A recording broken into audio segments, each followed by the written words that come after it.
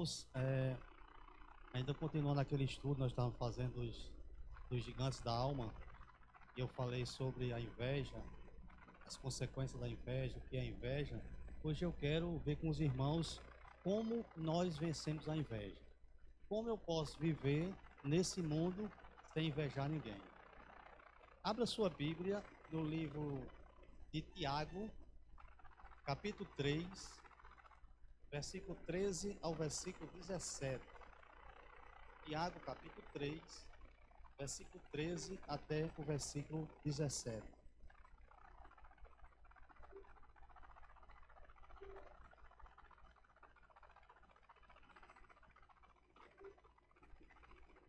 Amém? Encontraram? Diz assim a palavra do Senhor: Quem dentre vós é sábio e entendido?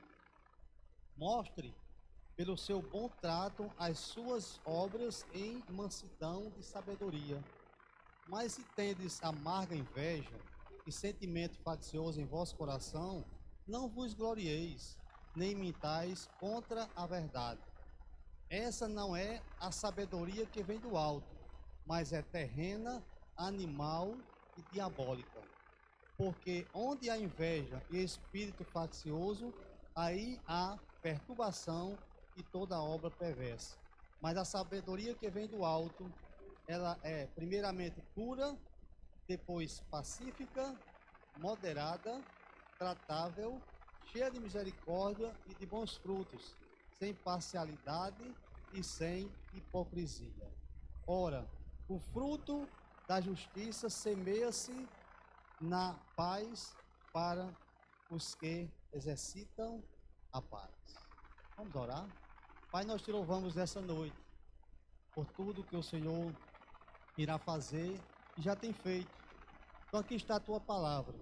Quero te pedir que o Senhor perdoe meus pecados, as minhas falhas, e me use como instrumento em tuas mãos. Que o Senhor possa abrir os nossos entendimentos para que possamos entender a tua palavra. Derrama a tua graça sobre as nossas vidas, em nome de Jesus. Amém. E graças a Deus. Irmãos, para nós vencermos a inveja, só existe um caminho. Chama-se Jesus Cristo. É só Ele, não tem outro meio. Por quê? Porque quem verdadeiramente nasceu de novo, ele vai ter algo dentro dele que se chama contentamento. Quem nasceu de novo, ele tem contentamento. O que é contentamento? Contentamento é um estado de espírito de quem está mental ou emocionalmente satisfeito com a própria realidade. Esse é quem realmente nasceu de novo, ele tem contentamento, ele está satisfeito com a sua realidade. Então, se ele está satisfeito com a sua realidade, não vai invejar o que o outro tem mais do que ele. O verdadeiro contentamento não é a ausência de desejos, mas a convicção de que em Cristo temos o que precisamos. É uma alegria que substitui a murmuração pela confiança absoluta na providência divina e na esperança da vida eterna. Então isso é contentamento. Então se você crê na vida eterna, você não está preocupado com as coisas dessa vida. Então muitas das vezes nós estamos tão preocupados com as coisas dessa vida e esquecemos que existe algo além do que nós estamos vendo aqui, que tudo isso aqui passa. Tudo isso aqui vai embora. E nós esquecemos que nós temos algo mais importante para nós nos preocuparmos e nós estamos preocupados com coisa que vai embora. Então, nós precisamos entender que o contentamento não é algo que você nasce com ele.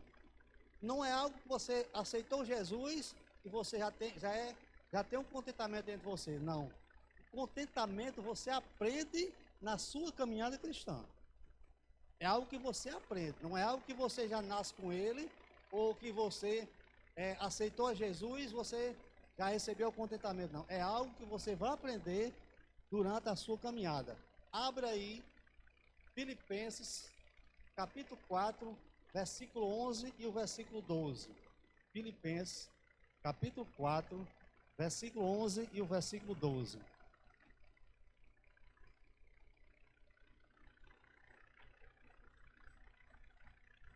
Filipenses, capítulo 4, versículo 11 e versículo 12. Vai dar certo aí? Vai? Diz assim, olha. Não digo isto como por necessidade, porque já aprendi a contentar-me com o que tenho. 12. Sei estar abatido e sei também ter abundância. Em toda maneira e em todas as coisas estou instruído, tanto a ter fartura como a ter fome, tanto a ter abundância como a padecer necessidade. Ou seja, veja que ele está dizendo, eu aprendi a viver tanto com abundância como com necessidade. Porque, veja, ele está dizendo, eu aprendi. Então, aprender na caminhada cristã. Então, é nesse momento que nós vamos aprendendo a ter uma vida com contentamento, nos alegrarmos com aquilo que Deus já nos deu.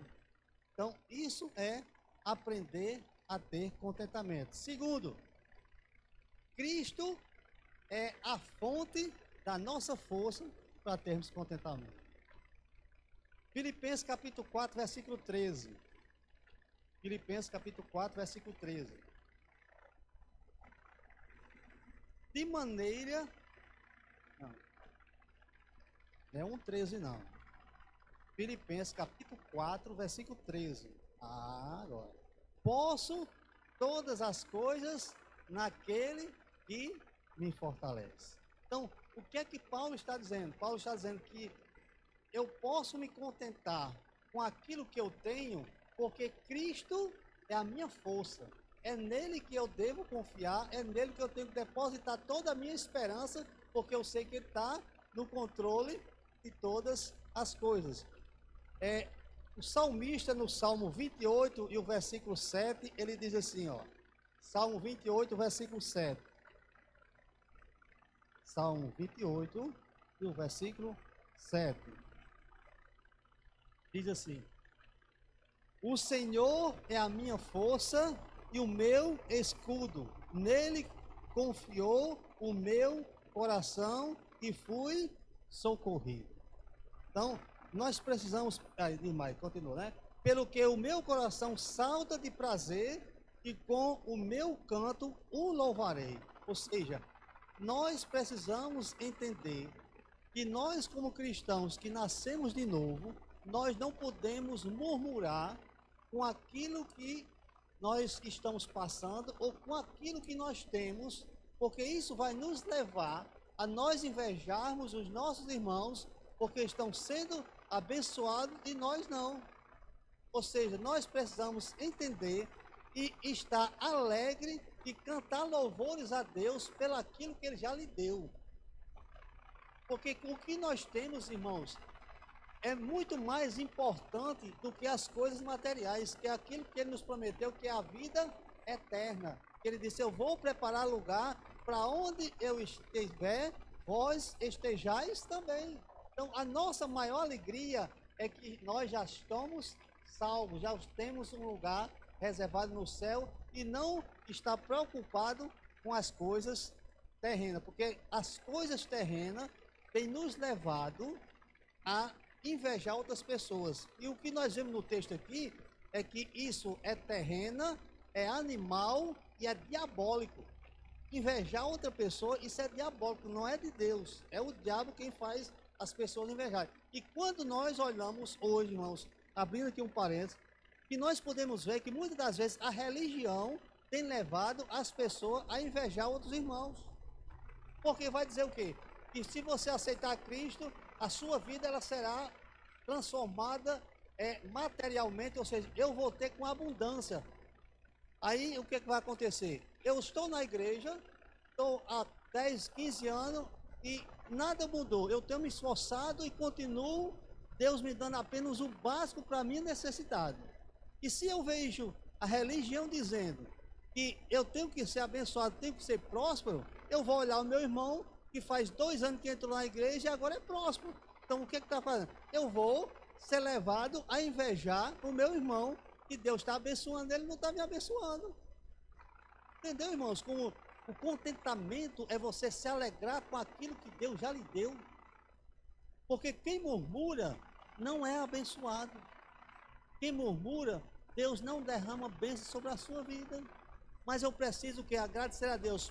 Pai, obrigado, porque hoje, pelo menos eu tinha um arroz e tinha um ovo para comer. Glória a Deus por isso.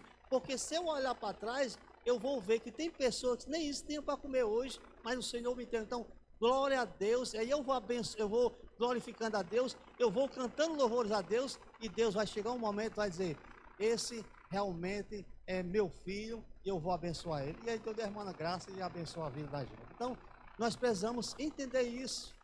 E eu quero agora ver com os irmãos 3 passos básicos, ou 3 passos práticos para nós desenvolvermos o contentamento.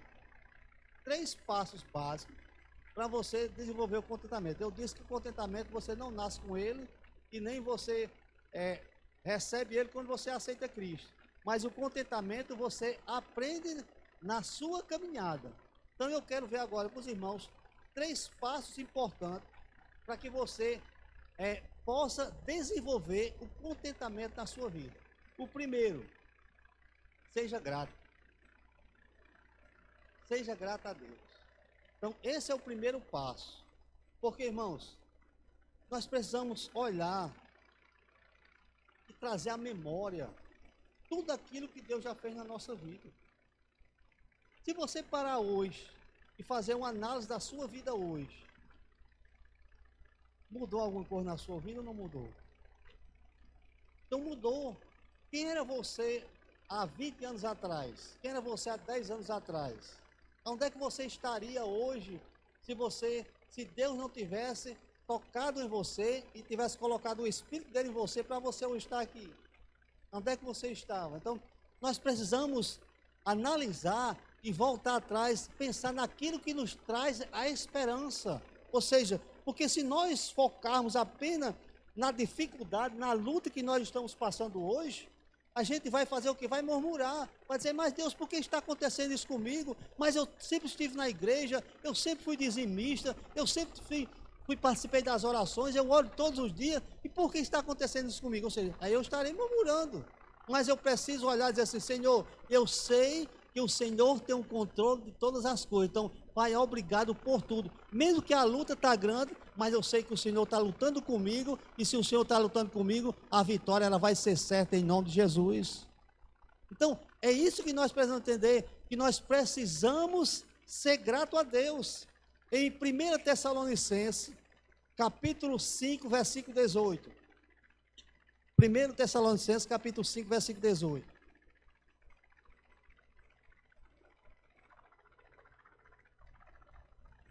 Olha o que diz: deem graças em todas as circunstâncias, pois esta é a vontade de Deus para vocês em Cristo Jesus. Ou seja, dê graças a Deus em tudo. Está difícil, mas agradeça a Deus, porque você está vivo e ainda há uma esperança. É como agradecer: é uma árvore cortada, você corta ela, você está morta, mas ao cheiro das águas, a raiz está lá, e ela vai brotar e vai sair novamente. Então, a luta está grande, aí você olha assim, talvez alguém não conheça aqui, mas tem a grama, né? A grama, você corta ela, lá em casa tem na frente assim, aí o meu cunhado trouxe um veneno que mata mato, aí passou na grama, eu disse: não mata não, eles matou, esse daqui é o melhor veneno que tem, matou tudo, como está tudo sequinho. Diga: espere. Quando deu um sereninho, as bichas começou brotar todo novamente. Então, por que, irmãos? Porque tem raízes fortes. A nossa raiz tem que estar em Cristo, porque na hora da luta, da dificuldade, aí a gente vai dizer assim: eu agradeço a Deus, porque onde eu estou vivo, e se eu estou vivo, eu tenho a oportunidade de lutar, eu tenho a esperança de que o Senhor vai estar comigo e eu vou vencer essa batalha. Então preciso agradecer a Deus por tudo. Olha o outro texto que diz no Salmo 107, versículo 1. Salmo 107 e o versículo 1.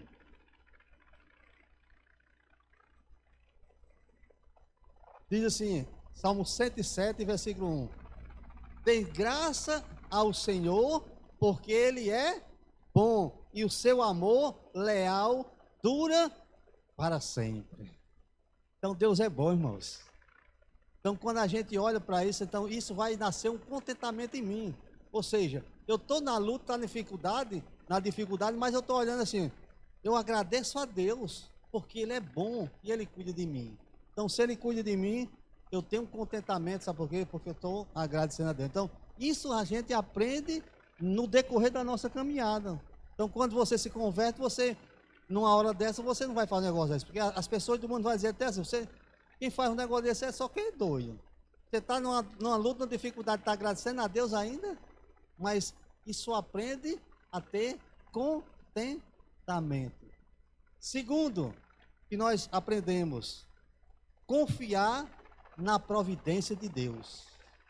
Então, irmãos, nós precisamos reconhecer que Deus é o nosso Pai e Ele tem um controle de todas as coisas. Acredite que Ele supre todas as nossas necessidades. Então Deus não deixa faltar nada, irmãos. Deus não deixa faltar nada. Ele pode ter certeza absoluta que Ele não deixa. É por isso que o salmista, o salmo diz assim, o Senhor é meu pastor, aí diz assim, nada me faltará. Mas se eu perguntar a você, já faltou alguma coisa na sua casa? Já. Na minha já faltou. Mas só que o texto no original não é assim. O texto no original é assim, o Senhor é meu pastor e de nada eu sentirei falta. Sabe por quê? Porque Cristo é quem me completa. Então se Cristo está em mim, as necessidades, as lutas, elas são o quê? São passageiras. Então eu preciso ter essa confiança que Deus, Ele me protege, que Deus, Ele cuida de mim, que Deus, Ele supre todas as minhas necessidades em Cristo Jesus. Filipenses capítulo 4, versículo 19. Filipenses capítulo 4, versículo 19.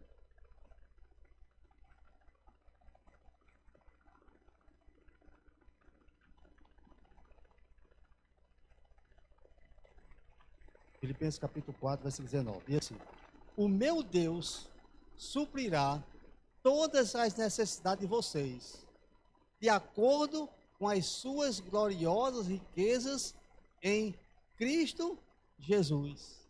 Então, se a palavra de Deus está dizendo que Ele supre todas as necessidades, é porque Ele supre.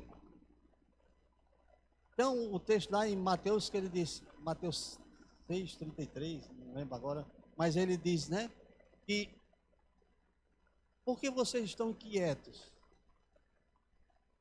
Porque os pássaros, eles não plantam e não falta comida para eles. Então, as plantas, então, tudo que Deus fez, Ele cuida. Então, Ele derrama graça sobre as nossas vidas. Então, graça é favor e merecido. A gente não merece, mas Deus tem cuidado de cada um de nós. Então, segundo as suas riquezas, da sua glória. Então, quando nós, irmãos, somos gratos a Deus, quando nós confiamos na providência de Deus, aí a gente está nesse momento, a gente está plantando dentro de nós contentamento. Então, o contentamento só tem quem realmente nasceu de novo. Quem não nasceu, não consegue ter esse contentamento. Porque o contentamento a gente vai aprendendo na nossa jornada.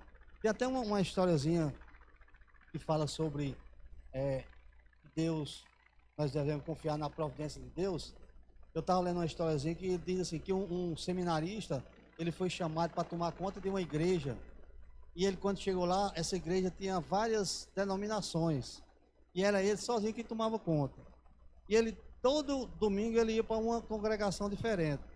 E quando ele foi um dia para uma cidade, para uma congregação que tinha lá, que era numa cidade não, era num sítio, ele quando chegou naquele lugar, e ele começou a fazer o culto, que era em uma praça, quando ele começou a fazer o culto, veio um homem lá de dentro com um facão na cintura, me lembrei do pastor, com um facão na cintura, e chegou para ele e disse assim: pode acabar com esse negócio aqui de crente, pode desligar o som, porque aqui eu não quero essa cantarola de crente aqui não, pode desligar. Aí o seminarista olhou para ele e disse assim: mas é a palavra de Deus.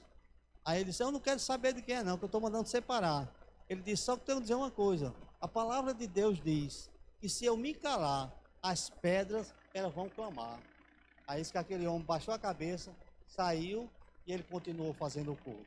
Então, irmãos, quando a gente confia em Deus, a gente tem aquela confiança que Deus, ele supre a nossa necessidade, que ele nos abençoa, a gente vai ter coragem de fazer tudo aquilo que Deus mandou a gente fazer. Então, eu preciso confiar em Deus. Então, o meu Deus, segundo as suas riquezas, ele suprirá todas as nossas necessidades em Cristo Jesus. E a última coisa que nós vemos que faz com que a gente vá recebendo contentamento é foque na eternidade. Então, olha, o que nós vemos, para eu ter contentamento, primeiro eu preciso ser grato a Deus por tudo, não murmurar por nada. Tudo que Ele me dá, eu tenho que agradecer a Ele. E o segundo que a gente viu foi confiar na providência de Deus, que Deus ele provê para nós, Ele não deixa faltar nada. E o último que nós vamos ver é, eu preciso focar na eternidade. Irmãos, fala aqui comigo, pensa aqui. Se nós focarmos na eternidade, essas coisas materiais vai servir para alguma coisa, a gente vai olhar e isso não tem nenhuma serventia. Porque eu estou focado na eternidade. Eu me lembrei de Mateus, às vezes da igreja assim: Mateus, economize mais, Mateus, você tem que se preparar para o futuro. Aí ele olha assim e diz: mãe, para que eu vou me preparar para o futuro? Se Jesus está voltando, isso não vai servir de nada. Ou seja, ele está tão focado nas coisas do céu que ele está esquecendo das coisas da terra. Então, mostrando isso aos irmãos assim, que nós precisamos focar na eternidade, porque quando nós focamos o nosso pensamento na eternidade, essas coisas daqui da terra, elas se tornam coisas banais. Então é por isso que Paulo, você vê Paulo passando necessidade, mas ele se alegrava com tudo que ele estava passando, porque ele dizia assim: eu aprendi a viver tanto tendo fartura como não ter nada, porque eu posso todas as coisas naquele que me fortalece. Ou seja, é Cristo quem nos fortalece para passar por todas essas coisas. Então eu preciso focar na eternidade. Então, coloque as suas dificuldades terrenas na devida perspectiva.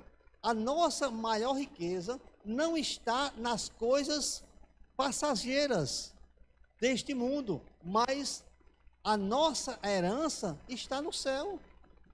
Então o próprio Jesus já disse: por que você se preocupa tanto com as coisas terrenas? Porque é da nossa natureza, irmãos. Todos nós focamos querendo mais, queremos mais, porque eu digo isso a você que por mais que nós ganharmos, será pouco. Você pode ganhar o que você ganhar, você vai achar pouco, você vai querer mais. Se você dizer assim: hoje eu ganho 5 mil reais por mês, você acha pouco. Porque você diz assim: se eu ganhasse 10 mil reais, todo mês eu guardava 5. Não guarda um centavo. Você gasta todo dia. Sabe por quê, irmãos? Porque eu digo que aconteceu isso comigo. Quando eu trabalhava, eu ganhava um salário e meio. E eu dizia assim, aí me transferiram e passaram para eu tomar conta de uma turma. Você passei a ser encarregado. E aí eles passaram a me pagar 2 salários e meio. E eu dizia: agora vai sobrar. E não sobrava nada. Sabe por quê, irmãos? Porque a gente vai sempre querer o melhor. Se você comprar uma carne de segunda, você vai comprar a carne melhor que tem. Se você comprar um sabonete Lux, você vai comprar um sabonete melhor, mais cheiroso. Se você comprar uma colônia da Avon, você não vai querer mais, você vai querer algo melhor. Então, a gente não se contenta com aquilo que a gente tem, porque isso é da nossa natureza carnal.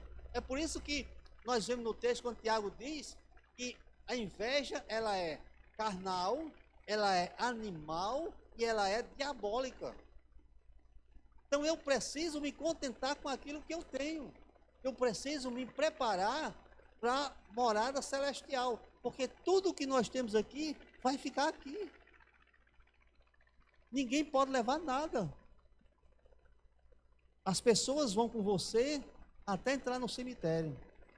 Do cemitério para lá, não tem mais ninguém com você, é você e Deus.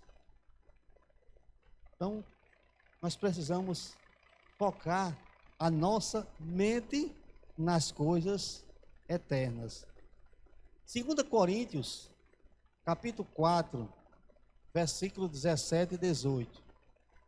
2 Coríntios, capítulo 4, versículo 17 e o versículo 18. Diz assim, olha: pois os nossos sofrimentos, leves e momentâneos, produz para nós uma glória eterna que pesa mais do que todos eles. Assim, fixamos os olhos não naquilo que se vê, mas naquilo que não se vê, pois o que se vê é transitório, mas o que não se vê é eterno. Então a gente foca tudo naquilo que a gente vê e esquece de focar naquilo que a gente não consegue enxergar com esses olhos. Ou seja, existe algo, irmãos, além daquilo que nós vemos. Existe algo espiritual e nós precisamos focar a nossa mente nas coisas eternas, nas coisas que são de cima, como o apóstolo Paulo nos diz. Ou seja, se você parar um pouco e você olhar na história, você vai ver que a igreja primitiva, eles tinham esse contentamento. Quando eles começaram, se você olhar, ele tinha uma perspectiva de uma vida eterna, de que Jesus voltaria para buscá-los, que eles vendiam tudo. Eles davam tudo aos apóstolos. Aí a Bíblia diz que nada eles tinham em comum, ou seja, tudo era dividido entre eles. Por quê? Porque eles tinham uma visão eterna e não uma visão terrena. Aí eu imagino assim, hoje, será que alguém tem coragem de fazer isso? Não tem. Porque nós fomos criados numa sociedade onde nós estamos focados, olhando aqui para baixo, esquecendo de fazer como a águia, ó, olhar para cima. A águia, ela está aqui na tempestade, ela voa, passa para cima da tempestade e lá ela fica voando até a tempestade passar, para depois ela descer. Então, nós precisamos focar nas coisas lá de cima. Atos capítulo 4, versículo 32 ao 37. Atos capítulo 4, versículo 32 ao 37. Vamos dizer assim, olha. Da multidão dos que creram, está mostrando na igreja primitiva as pessoas que creram. Uma era a mente e um coração. É todo igual. Ninguém considerava unicamente sua coisa alguma que possuísse, mas tudo lhes era comum. 33. Com grandioso poder, os apóstolos continuavam a testemunhar da ressurreição do Senhor Jesus e grandiosa graça estava sobre todos eles. Não havia pessoas necessitadas entre eles, pois os que possuíam terras ou casas as vendiam, traziam o dinheiro da venda e colocavam aos pés dos apóstolos, que o distribuíam conforme a necessidade de cada um. José, um levita de Chipre, a quem o apóstolo deram o nome de Barnabé, que significa encorajador, vendeu um campo que possuía, trouxe o dinheiro e o colocou aos pés dos apóstolos. Olha, a igreja primitiva, eles tinham uma visão celestial e não uma visão terrena. Porque quando Cristo ressuscitou, e ele, depois dos 40 dias que passou aqui na terra, que ele disse que ia e voltaria, ele disse, pronto, então Cristo vai voltar, e para que dinheiro? Para que trabalhar? Para que nada? Então vamos viver até a hora dele voltar, que a gente vamos subir. Então, uma visão eterna. Então não estou dizendo que os irmãos aqui vão vender tudo que tem das pessoas, mas nós precisamos focar a nossa mente nas coisas eternas e não só nas coisas materiais, Porque muitas das vezes nós estamos focando mais nas coisas materiais do que nas coisas terrenas. Às vezes a gente não vai fazer alguma coisa para Deus porque eu tenho que fazer isso. Não, eu não vou porque eu tenho que fazer aquilo outro. Então, nós precisamos entender que nós precisamos olhar com um olhar eterno. Então, para os irmãos voltar a compreender novamente. Então, os 3 passos para nós termos contentamento é ser grato, é confiar na providência de Deus e focar o nosso olhar na eternidade. Amém? E eu quero concluir dizendo: o Senhor deseja que cada cristão seja protegido contra a inveja, contra esse pecado da inveja. Deus quer que todas as pessoas sejam protegidas desse pecado da inveja. Ele quer que você recorra a Ele, pedindo a sua divina proteção, pois Deus é o escudo, Deus é a proteção daqueles que crêem no seu poder. Então Deus é o escudo, Ele é a nossa proteção daqueles que crêem nele. Não é de todo mundo, é só aqueles que crêem nele. E aí eu encerro com Provérbios capítulo 30 e versículo 5. Provérbios capítulo 30 e o versículo 5. Diz assim: cada palavra de Deus é comprovadamente pura. Ele é um escudo para quem nele se refugia. Então Deus é o nosso escudo. Então só Ele pode nos proteger de nós não invejarmos ninguém e nos contentarmos com aquilo que nós temos. Então, se nós temos com que nos vestir, se nós temos com que nos alimentarmos, Paulo diz: com isso estejais contentes, porque a nossa maior alegria será quando nós formos morar nas regiões celestiais com Cristo Jesus. Amém, irmãos? Então, que os irmãos fiquem com esse estudo, né, da palavra de Deus sobre a inveja. Não inveje ninguém.